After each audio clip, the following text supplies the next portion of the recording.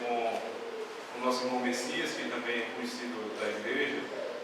Ele é da Igreja Presbiteriana Renascer, é seminarista enviado pelo Presbitério Central da Paraíba, o nosso presbitério.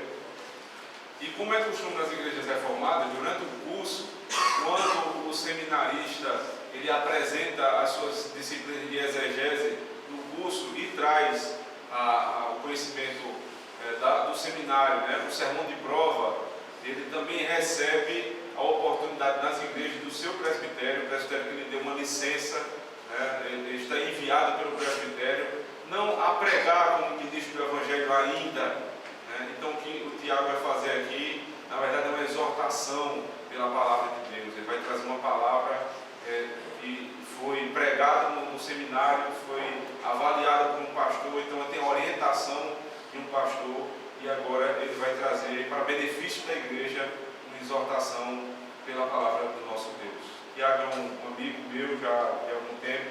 No último ano do seminário, nas nossas idas e vindas, né, Tiago e Messias sempre estavam conosco, tanto na sexta como na segunda, indo e voltando para Recife. É um período de muita luta, né, Tiago? Mas também de muito crescimento. Espero que a igreja o receba com muita alegria e Deus o abençoe.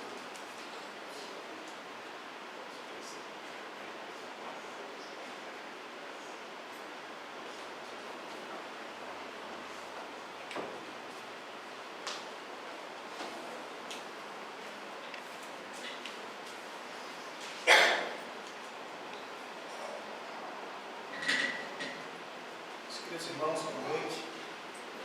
Graças a paz do Senhor Jesus seja conosco. Quero dizer a minha alegria de estar com vocês. Quero estender a minha gratidão ao conselho dessa igreja. Quero agradecer ao pastor reverendo Augusto Jaime pela oportunidade que me é concedida, e eu trago também assim um abraço à minha igreja, a Igreja Presbiteriana Renascer. Quero convidar os irmãos a juntos nós lermos a palavra do Senhor, o Evangelho segundo escreveu João, capítulo 3. Nós estaremos lendo do versículo 1 até o versículo de número 15.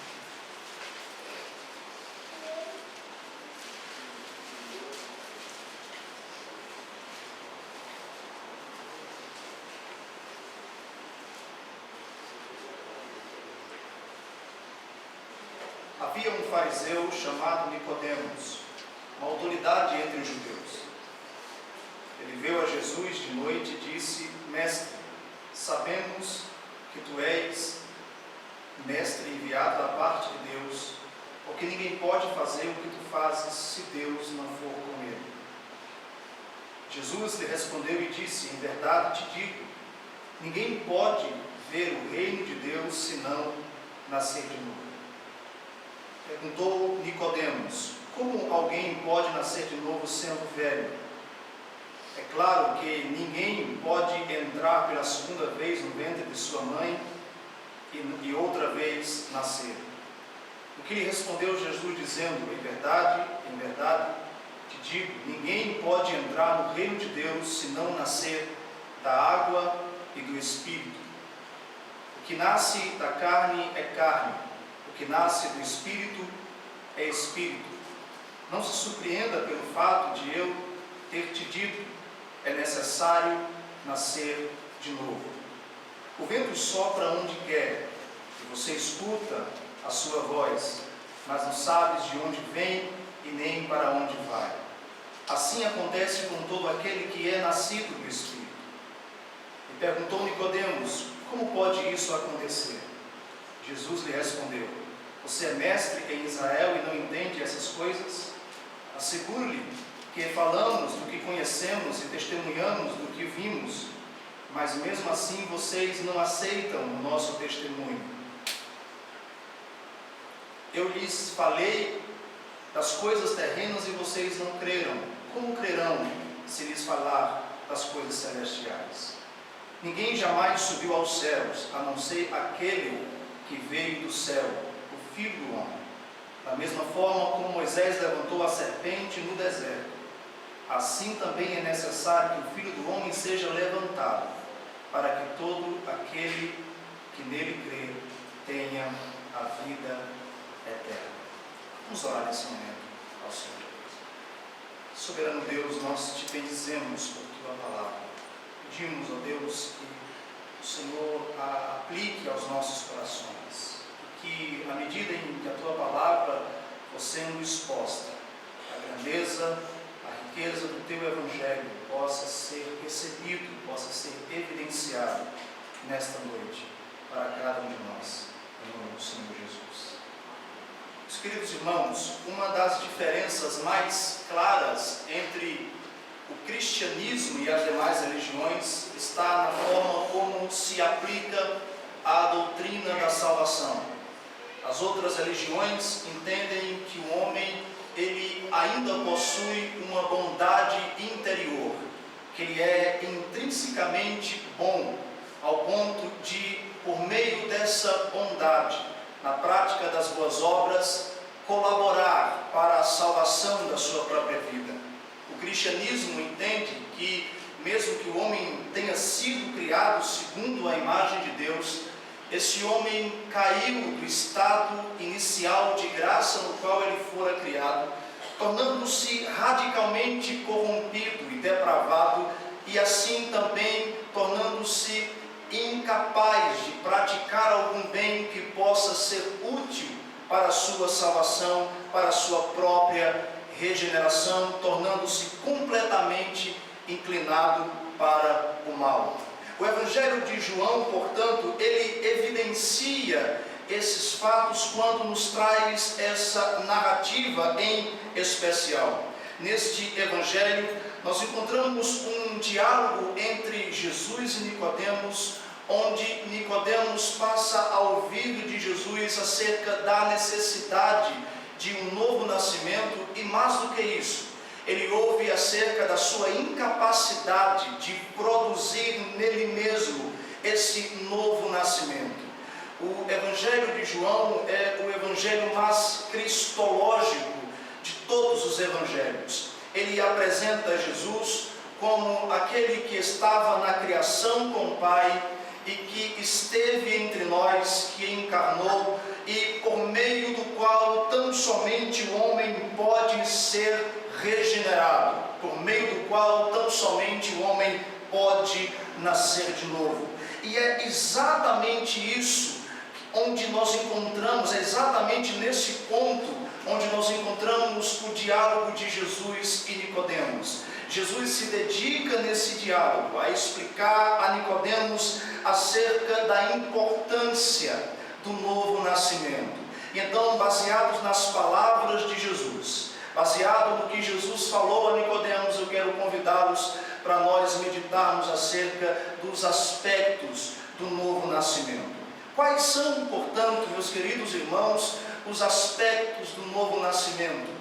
Em meio a um tempo em que nós vivemos, onde a palavra do Senhor tem sido deturpada, tem sido adulterada constantemente, onde Deus tem sido tirado da centralidade da sua palavra, onde Cristo tem deixado de ser o centro da sua palavra, onde o homem tem a cada dia entendido que as suas próprias obras podem lhe salvar, ou que ele pode ser salvo por meio de qualquer outra coisa que não seja por meio de Cristo.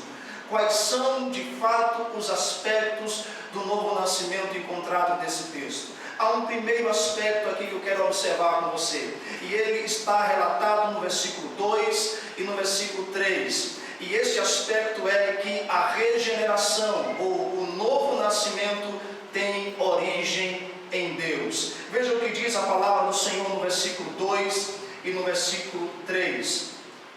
Veio Nicodemos ter com Jesus e lhe disse: Rabi, sabemos que tu és mestre vindo da parte de Deus, porque ninguém pode fazer as obras que você faz se Deus não estiver com ele. Então lhe respondeu Jesus: em verdade te digo, ninguém pode ver o reino de Deus se não nascer de novo.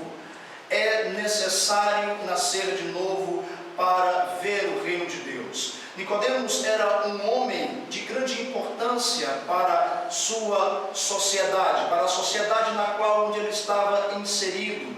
e era um homem muito zeloso para com os mandamentos, para com a lei do Antigo Testamento. Todavia, esse homem estava aquém do entendimento daquilo que de fato era o novo nascimento por meio de Cristo Jesus. Ele chega diante de Jesus e ele não faz nenhuma indagação. Esse é um ponto interessante aqui na narrativa desse texto. Ele não faz nenhuma pergunta a Jesus, mas observando a forma como Jesus se dirige a Nicodemos, nós entendemos que Jesus estava respondendo a uma pergunta que estava dentro do coração de Nicodemos. Quando ele chega até Jesus, quando Nicodemos estava diante de Jesus, ele na verdade fez uma afirmação. Ele disse: nós sabemos que tu és mestre vindo da parte do Senhor. E o que evidencia isso é que aquilo que você faz, o seu ministério está repleto de ações, de atitudes que revelam a sua divindade. É uma afirmação de Nicodemos. E Jesus lhe responde como quem está dando a resposta a uma indagação oculta em seu coração. Sobre essa questão, quando William Hendrickson comentou esse versículo de número 2, versículo de número 3, ele disse que a indagação que Nicodemos não fez era a pergunta do seu coração. Então, com base na resposta de Jesus a Nicodemos, respondendo a ele uma pergunta não expressa, nós nos lembramos da mesma indagação que fora feita pelo jovem rico em Lucas capítulo 19 e versículo 16, quando aquele jovem rico chega diante de Jesus e ele diz: mestre, o que eu posso fazer de bom para alcançar a vida eterna? E diante dessas duas colocações, desses dois personagens, Nicodemos com uma pergunta não expressa, mas clara nas entrelinhas das suas atitudes, e o jovem rico com uma indagação claramente expressa, nós podemos concordar que eles tinham a mesma dúvida no que se refere à salvação. Ambos pensavam assim serem salvos, poderem ser salvos por meio de suas próprias obras, e a resposta de Jesus ao jovem rico foi: se você não nascer de novo, você não pode ver o reino de Deus. A expressão nascer de novo é comumente considerada entre os teólogos reformados como nascer do alto, nascer de cima, nascer de Deus. Então, se nós temos o entendimento até esse ponto de que Jesus estava respondendo uma pergunta não expressa de Nicodemos, mas que revelava a sua expectativa em praticar alguma coisa boa que pudesse ser válida para a sua salvação, assim como aquele jovem rico que expressou sua dúvida, nós temos aqui então uma resposta negativa de Jesus a Nicodemos, como quem diz: não há nada que você possa fazer de bom, não há nenhuma obra que você possa praticar que possa ser útil para a sua salvação. Quando eu observo as palavras de Jesus, dando uma resposta a Nicodemos, que negava qualquer possibilidade de alguma obra, de algum bem, de alguma ação humana que pudesse merecer a salvação em Cristo Jesus, eu me lembro também do que disse o profeta Isaías, quando falou ao povo de Deus. Ele disse as seguintes palavras: os homens não poderão justificar a si mesmos com suas próprias obras, porque as suas obras são obras de iniquidade. Tudo que parte do homem está contaminado por sua natureza pecaminosa. O homem, como nós lemos e cantamos aqui nessa noite, ele foi totalmente depravado, ou como os teólogos preferem dizer, radicalmente depravado na queda de Adão. Isso lhe torna incapaz, isso lhe torna alguém inapto para alcançar a salvação por meio das suas próprias obras. Isso nos leva à conclusão de que o homem não pode redimir a sua própria vida por meio de suas ações.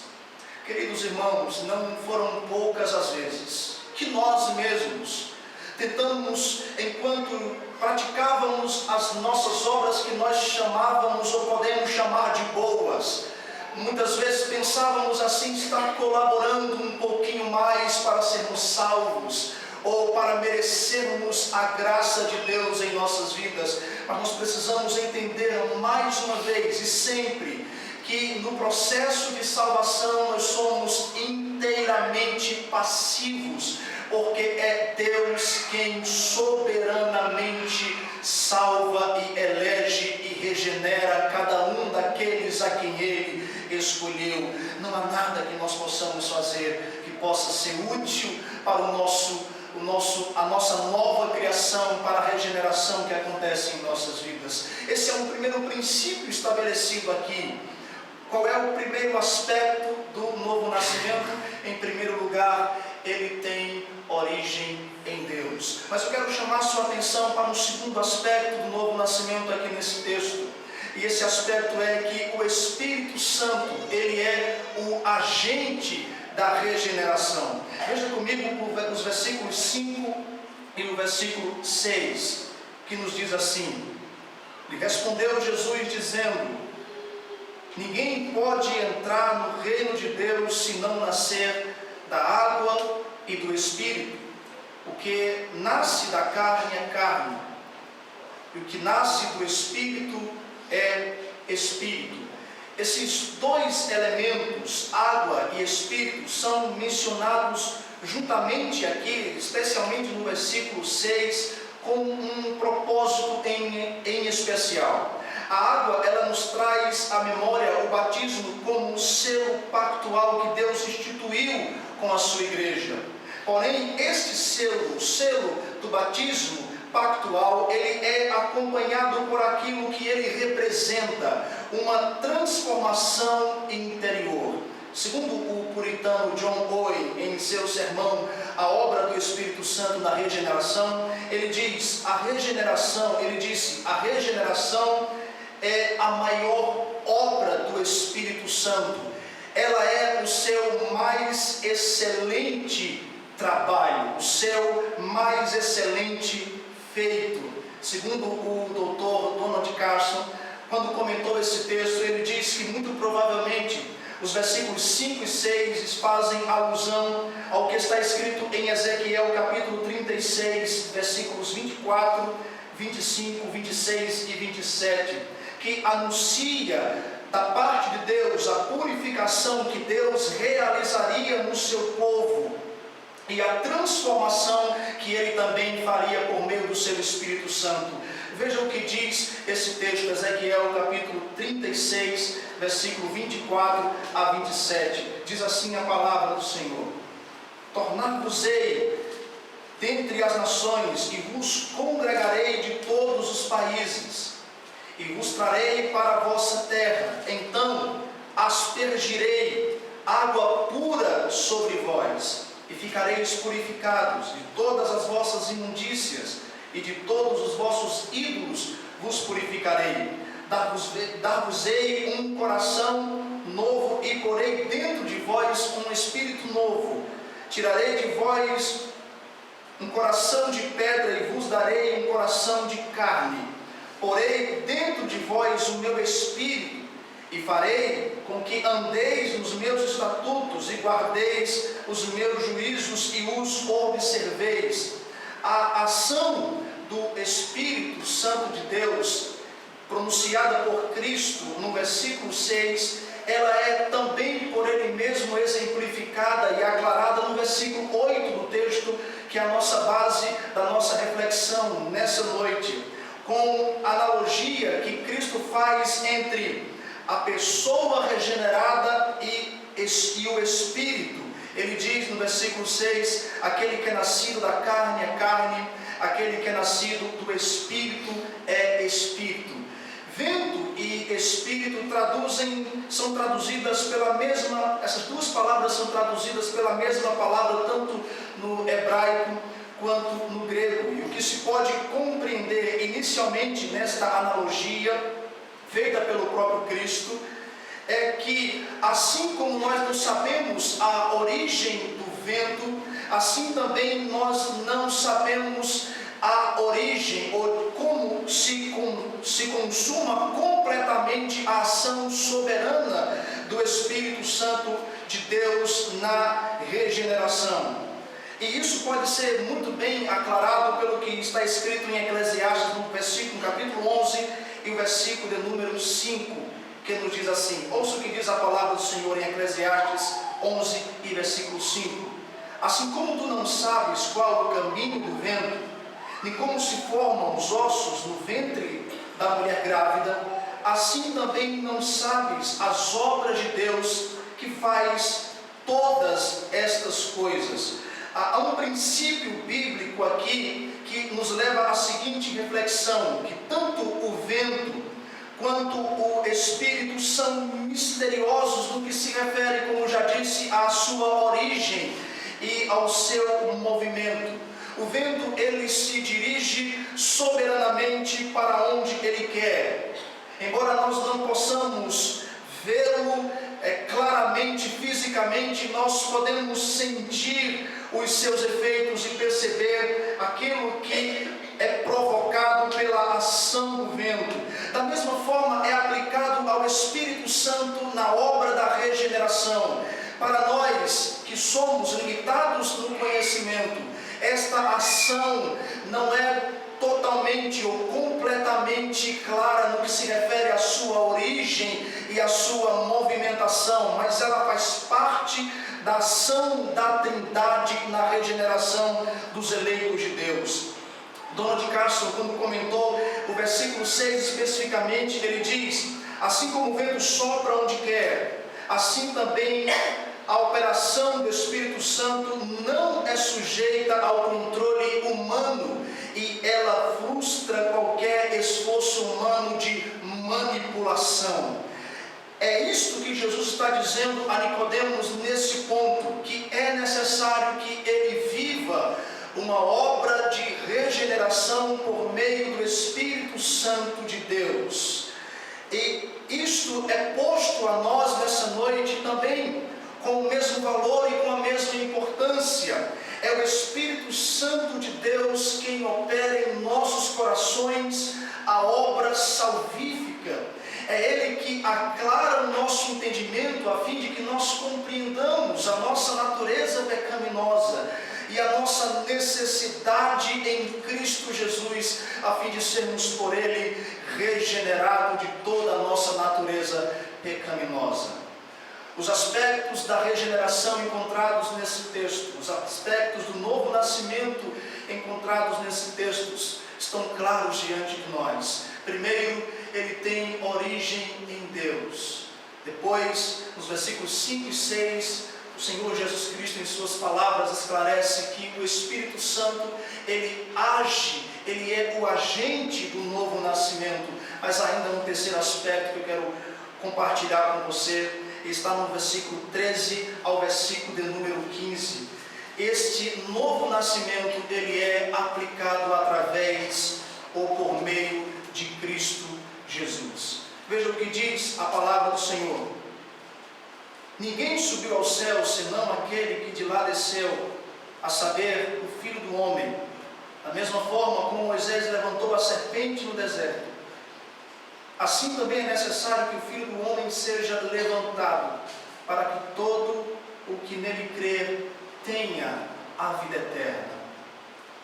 Por diversas vezes o Evangelho de João menciona uma descida dos céus, seja do Espírito, como ele está descrito no capítulo 1, versículo 32 e 33, seja dos anjos, como no capítulo 1, versículo 51, ou seja, do Filho do Homem, ou do pão do céu, como está no capítulo 6 e versículo 33. Porém, nesta ocasião, especificamente aqui no versículo 13, Jesus se referia a si mesmo. Ele estava falando quando ele diz: ninguém subiu ao céu senão aquele que de lá desceu. Ele estava se referindo à sua própria pessoa. Embora Nicodemos conhecesse o Antigo Testamento e, segundo alguns teólogos, apreciasse os ensinamentos de João Batista, ele era incapaz de conhecer os mistérios celestiais. Fazendo uma paráfrase das palavras de William Hendrickson, quando ele comentou esse versículo 13, nós poderíamos pensar na seguinte questão: apenas alguém que esteve presente na sala do trono de Deus na eternidade, quando as decisões eternas foram tomadas, é capaz de conhecer em primeira mão as coisas celestiais. O conhecimento acerca do decreto divino, no que se refere à redenção, está absolutamente oculto ao pecador até que ele seja revelado.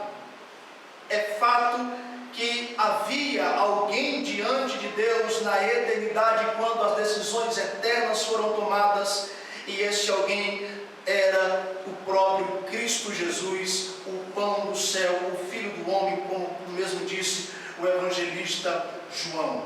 Logo em seguida, no versículo 14, Cristo continua a aclarar o entendimento de Nicodemos sobre a mediação de Cristo na regeneração do homem, e ele faz isso através de uma citação do texto descrito no livro de Números, capítulo 21, e versículo 8 e 9. Eu quero que você observe o que diz esse texto. Números capítulo 21, versículo 8 e 9. Disse o Senhor a Moisés: faze uma serpente abrasadora, põe-na sobre uma haste, e será que todo mordido que olhar para ela viverá. Fez Moisés uma serpente de bronze e a pôs sobre a haste. Sendo alguém mordido por alguma serpente, olhava para a serpente de bronze e era sarado ou sarava.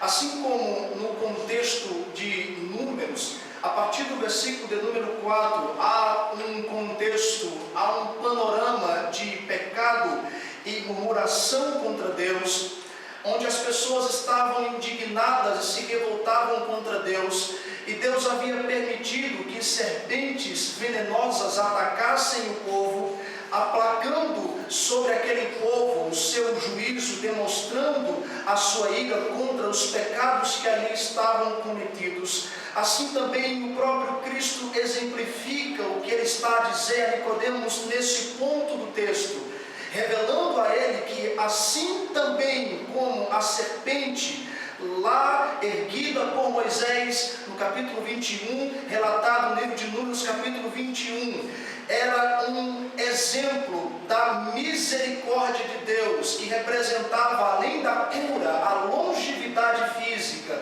onde aqueles que criam no livramento do Senhor olhavam para aquela serpente e eram curados e eram livres do veneno daquela serpente. Da mesma forma, Cristo é posto como aquele que, ao olhar para Ele, aqueles que creem em seu nome, esses também são livres da condenação do pecado. Nesse contexto de condenação, é posto um ponto divisório, e este ponto aponta para a salvação daqueles que creem em Cristo Jesus. Eles olham para Ele e eles são totalmente livres da condenação que estava sobre eles. O mesmo evangelista, escrevendo no capítulo 5 e versículo 24, ele diz: em verdade vos digo, quem ouve a minha palavra e crê naquele que me enviou, tem a vida eterna e não entra em juízo, mas passou da morte para a vida. E aqui nós entendemos o que Cristo está pondo diante de Nicodemos, que era necessário não somente que ele compreendesse que o novo nascimento procedia do próprio Deus, e que o Espírito Santo de Deus era o agente do novo nascimento, mas que também ele seria restaurado, regenerado pelo próprio Deus, ao passo em que em seu coração fosse gerado a fé salvadora, a fé que pode salvar. Ele olharia para Cristo e ele seria livre da sua ou da condenação eterna, da condenação que estava sobre ele. Meus queridos irmãos, o nosso coração também precisa ser cativo dessas verdades. A fé que é gerada em nosso coração certamente não é a fé que nós vemos muitas vezes ser anunciada nos meios mais próximos de comunicação. A fé em coisas, a fé em pessoas, a fé em situações específicas, a fé que salva o homem da sua condenação, que regenera o homem completamente, é a fé salvadora, a fé que está declarada no capítulo 8 da Confissão de Fé, a fé que é gerada em nossos corações a fim de que nós venhamos ser completamente justificados diante de Deus, livres completamente da condenação que certamente paira justamente sobre aqueles que estão envolvidos em pecados e que não professam a Cristo como Senhor das suas vidas. Cristo é, sim, o meio pelo qual nós somos salvos. Nós olhamos para Ele e nós alcançamos a salvação dos nossos pecados. De que forma um novo nascimento ocorre? Quais são os aspectos do novo nascimento? Ele tem origem em Deus. O Espírito Santo é o agente do novo nascimento e nós nos apropriamos dele por meio da obra de Cristo Jesus. Portanto, meus queridos irmãos, nós devemos de uma vez por todas nos afastar do entendimento que muitas vezes quer governar a nossa mente, de que nós podemos de alguma forma contribuir para a nossa salvação. Nós devemos clamar a Deus para que esses princípios sejam estabelecidos em nossa vida. Nós devemos, como Igreja de Cristo, nos apegar à graça de Deus, a obra salvadora do seu Filho, a fim de que assim nós venhamos de fato viver o novo nascimento em Cristo Jesus. Nós devemos avaliar as nossas vidas. Devemos olhar para nós e ver se de fato nós manifestamos esses aspectos na prática, os aspectos daqueles que foram de fato regenerados pelo Senhor Jesus. Eu me lembro que o ano passado o pastor Jorge Scipione esteve, na verdade o ano retrasado, meu primeiro ano de seminário, ele esteve falando num congresso de aconselhamento bíblico no seminário, e ele compartilhou algo muito interessante sobre a sua própria conversão. Ele disse que foi ao seminário depois de vários anos que frequentava a uma igreja reformada. Mas ele disse que o processo de novo nascimento em sua vida veio ocorrer no seu segundo ano de seminário. E ele disse: eu passei toda a minha vida pensando que havia sido de fato regenerado por Deus, mas eu estava apegado à minha própria justiça, à prática das minhas boas obras. E ele disse: no meu segundo ano de seminário, eu pude perceber de fato que Deus havia transformado a minha vida, porque eu passei a evidenciar isso nos meus relacionamentos sociais, na minha vida acadêmica, na minha vida dentro de casa. Eu passei a manifestar de fato as ações de alguém que nasceu de novo. Eu me desapeguei da minha própria justiça e eu entendi que somente por meio de Cristo eu de fato viveria esse processo de regeneração em minha vida. É um bom momento para nós avaliarmos as nossas vidas. Agostinho, considerado por alguns teólogos como um dos maiores teólogos de toda a história, quando falou sobre sua conversão, ele disse algo que me chamou muito a atenção.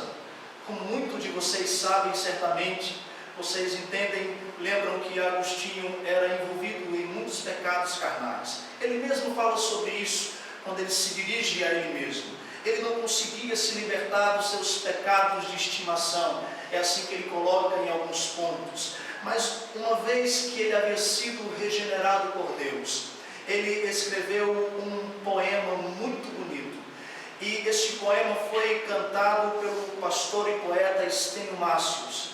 O nome desse poema, o título dele é Tarde Te Amei.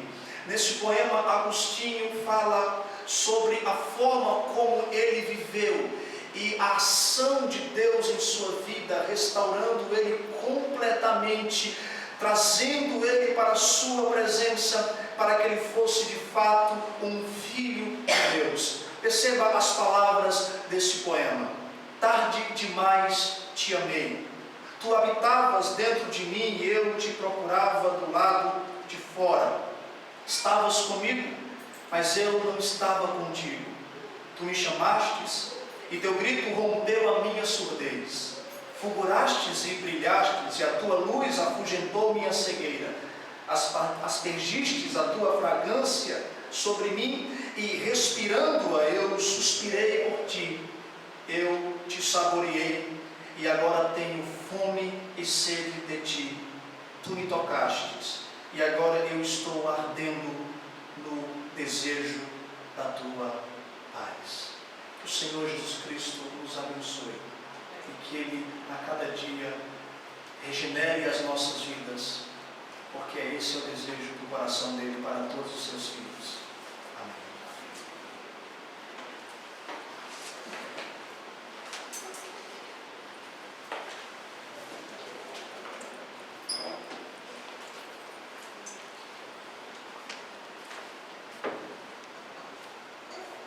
Convido a igreja a ficar de pé, nós vamos cantar respondendo a palavra do Senhor que foi exposta aos nossos corações agora há pouco. Cantemos o Salmo número 15, com alegria, vamos responder ao nosso Deus.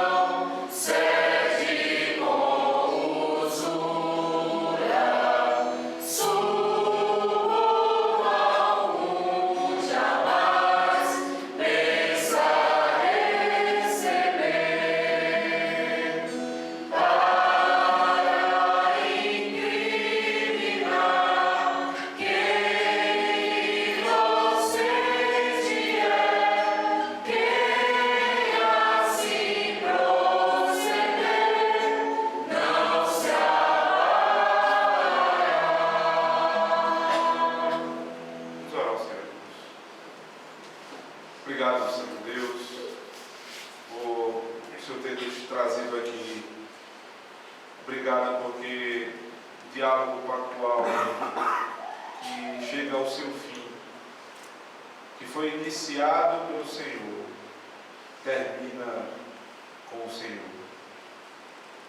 Nós falamos à medida que o Senhor nos chamou. O Senhor apontou o nosso erro, nós pedimos perdão.